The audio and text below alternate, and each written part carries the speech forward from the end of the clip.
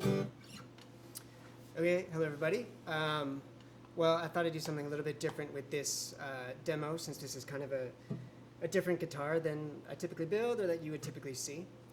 So first thing kind of that stands out to notice that's different is it's got F-holes. Now typically you'd see F-holes on like a arch top or carved top or some sort of press top or like a carved like a violin or a cello. This is a flat top, so it's just like a standard steel string, but it has F-holes.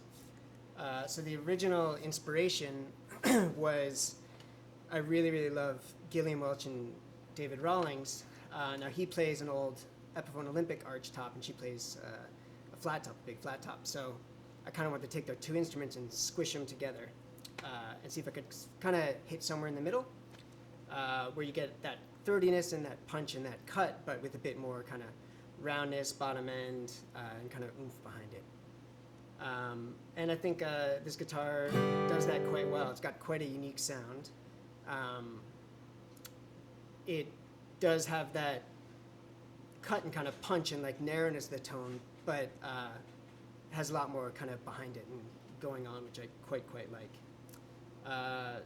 So let me play another thing. So that first little bit I played was Dave Rawlings, his solo from I Want to Sing That Rock and Roll. I'll do another little Dave Rawlings thing just because that's kind of the original inspiration for these guitars, so it seems right to play that. So I'm going to do another little bit here.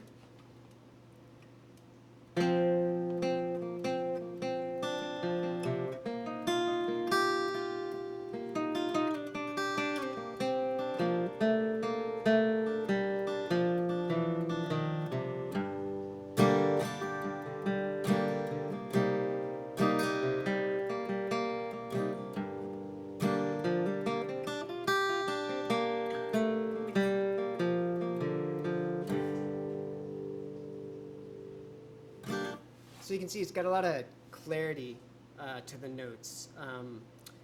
There's quite nice separation where things don't get mushy, where it has that, again, that kind of throaty quality to it, which I really love. One thing that this guitar, having that type of sound, I think one thing that's really great for is when you're playing with other musicians.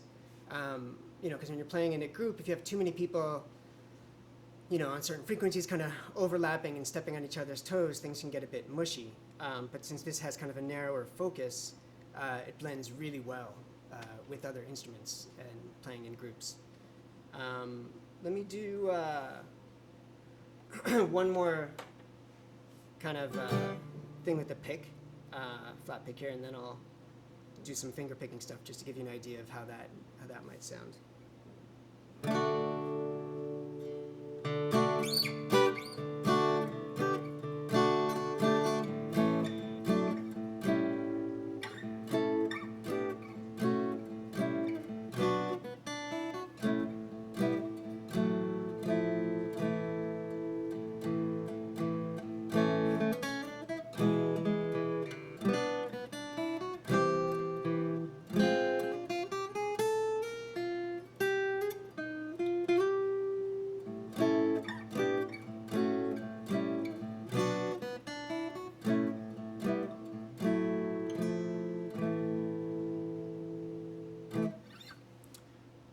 So in addition to kind of how sonically this is a different type of guitar, there's some other kind of functional and structural differences as well. So one thing, the goal of this one was I was looking to do kind of like an old violin type feel, kind of dirty, worn-in violin. So violins, as you all probably know, have the fingerboard sticks out over the top, so I wanted to have, hopefully that can focus, you can see that, a floating fingerboard extension.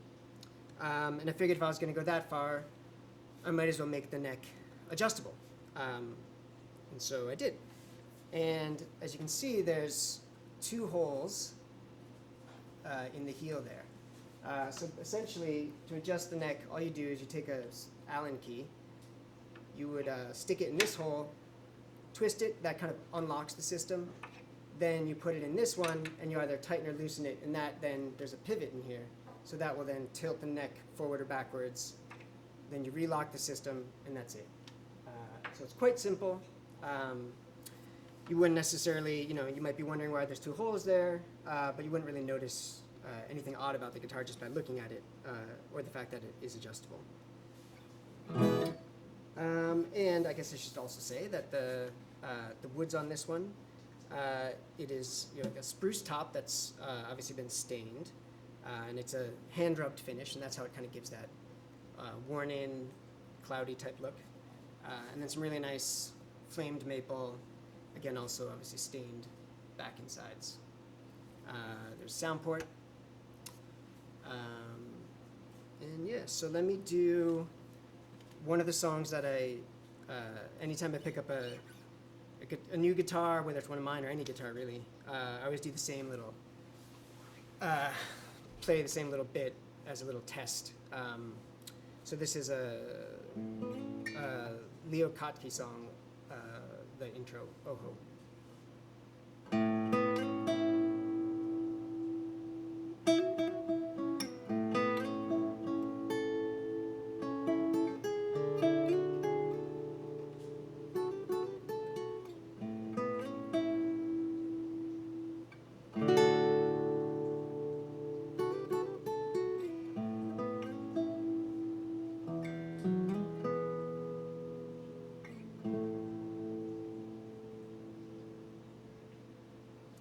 So you can see even though it has the F holes, which you might kind of associate with, like I said, more throaty cuttiness, it still does have a lot of sustain and doesn't just die out right away.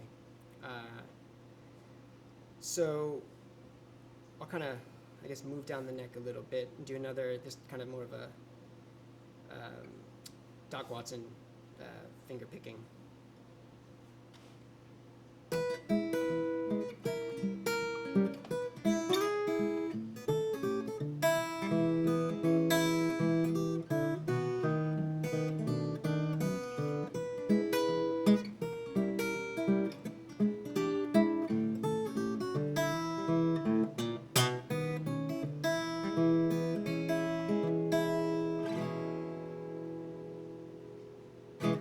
And then maybe just one more, just to give you another idea of some different sounds this one can make.